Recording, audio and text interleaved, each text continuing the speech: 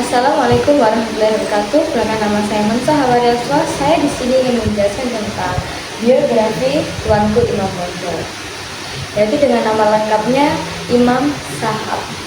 Panggilannya yaitu Tuanku Imam Bonjol, yang lahir pada tanggal 1 Januari 1772 di Bonjol, Pasaman, Sumatera Barat.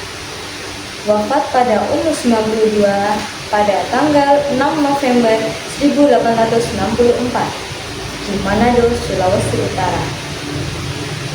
Beliau dari Kerajaan Kesultanan Paguyuban.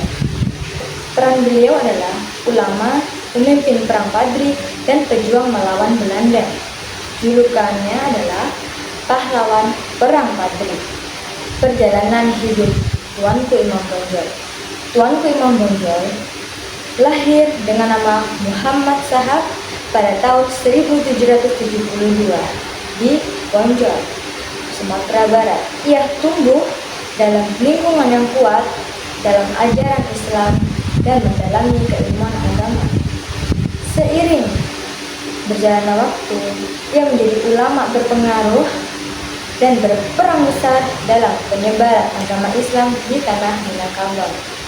Selain dikenal sebagai ulama, ia juga seorang pemimpin yang memperjuangkan nilai-nilai Islam dalam kehidupan masyarakat Minangkabau. Pada awal abad ke-19, muncul gerakan kaum Padri yang ingin menerapkan ajaran Islam lebih ketat, menghapus kebiasaan adat yang dianggap bertentangan dengan syariat Islam. Gerakan ini mendapat perlawanan dari kaum adat yang mempertahankan tradisi nenek moyang mereka. Pertegangan antara kaum Padri dan kaum adat berujung pada Perang Padri pada tahun 1803 sampai 1838, yang awalnya merupakan konflik internal, tetapi kemudian berubah menjadi perang melawan Belanda setelah mereka ikut campur berpihak kepada kaum adat. Perjuangan melawan Belanda. 1. Perang Padri pada tahun 1803 sampai 1838. Perang Padri adalah perang panjang yang terjadi di Sumatera Barat antara kaum Padri yang dipimpin oleh Tuanku Imam Bonjol melawan Belanda. Pada awalnya, perang ini merupakan konflik antara kaum Muslim reformis Padri dengan kaum adat. Namun, setelah Belanda ikut campur, pertempuran berubah menjadi perjuangan melawan penjajah. Tuanku Imam Bonjol menolak kekuasaan Belanda dan memimpin rakyat Minangkabau dalam berjuang mempertahankan kemerdekaan. Selama bertahun-tahun, ia dan pasukannya berhasil mempertahankan wilayah dari serangan Belanda. 2. Strategi perang. Dalam menghadapi Belanda, Tuanku Imam Bonjol menggunakan strategi perang gerilya. Ia memanfaatkan medan pegunungan dan hutan-hutan Sumatera Barat untuk bertahan, melancarkan serangan mendadak terhadap pasukan kolonial.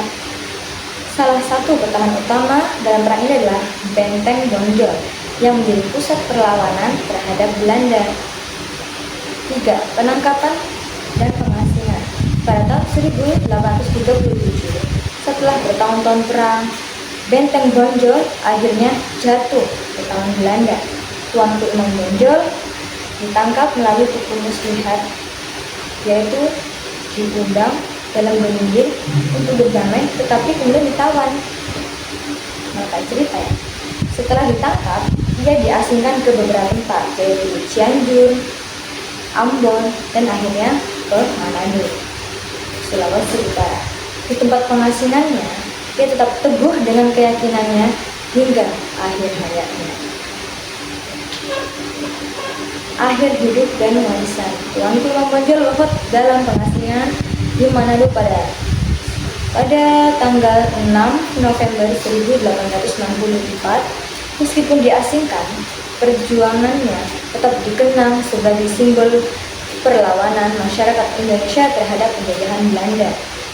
Atas jasanya, pemerintah Indonesia menetapkan sebagai pahlawan nasional pada tanggal 6 November 1973. Namanya diabadikan dalam berbagai tempat seperti nama jalan, universitas, monumen perjuangan di berbagai daerah Indonesia. Tuanku Imam Bonjol dikenal sebagai sosok pemimpin yang teguh dalam mempertahankan prinsipnya dan berjuang untuk kebebasan rakyatnya dari penjajahan. Perjuangan Tuanku Imam Bonjol membuktikan bahwa mempertahankan prinsip dan keyakinan adalah bagian dari menjaga martabat diri dan bangsa. Oleh karena itu, agama, kehormatan, dan tanah air adalah harga diri yang harus kita jaga sepenuh jiwa. Hidup mulia atau mati syahid.